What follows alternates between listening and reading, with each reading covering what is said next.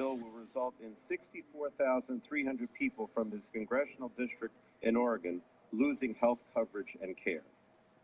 Mr. Speaker, President Trump and congressional Republicans are not leveling with the American people when they say no one will be worse off under this repeal bill. Trump Care dismantles the health and economic security that millions of hardworking Americans have gained over the last 7 years, and it should be defeated. There's a reason this bill was hatched up in the back rooms only to be finalized last night, and that's because congressional Republicans did not want the American people to see what was in it. Trump Care provides less coverage, fewer protections, and higher costs. Trump Care is Robin Hood in reverse, taking benefits and financial assistance from hardworking middle-class Americans and our most vulnerable in order to give tax breaks to the wealthiest and the corporations. Trump Care cuts a combined $1 trillion from Medicare and Medicaid. These cuts are devastating, Mr. Speaker. Trump Care will ration care for the 76 million Americans who rely on Medicaid, including seniors with long-term care needs, Americans with disabilities, pregnant women, and vulnerable children. I fear for seniors, Mr. Speaker, those in nursing homes. When states get less money, what will they do? They'll give less money to nursing homes. We'll go back to the days that I remember in New Jersey when nursing homes were terrible places, where there weren't enough nurses, where there were fires because of lack of maintenance of the nursing home. Working families are going to pay more for less. They'll see their premiums and deductibles skyrocket. My GOP colleagues talk about high deductibles and co-pays. Well, you ain't seen nothing yet.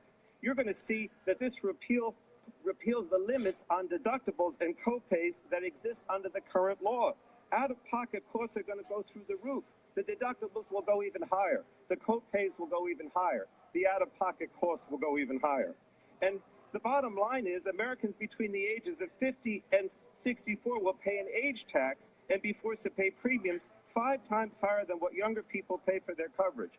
I've heard my colleagues on the other side say, well, that's only fair. Well, I don't think it's fair that seniors should have to pay a lot more, that those between 50 and 64 should have to pay a lot more.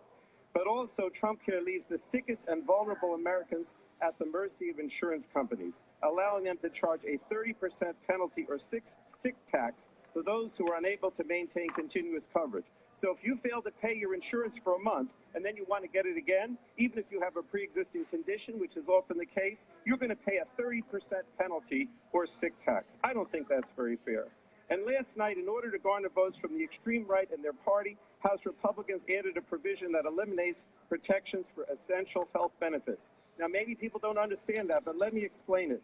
The ACA ensured that when a consumer purchased health insurance on the individual market or gained coverage through Medicaid expansion, that their plan would cover 10 critical essential benefits. Trump Care eliminates this guarantee, meaning that unscrupulous insurance companies can sell skeletal plans, junk insurance, without benefits for hospitalization, maternity care, mental health, drug treatment services, and Americans won't even know what they're getting.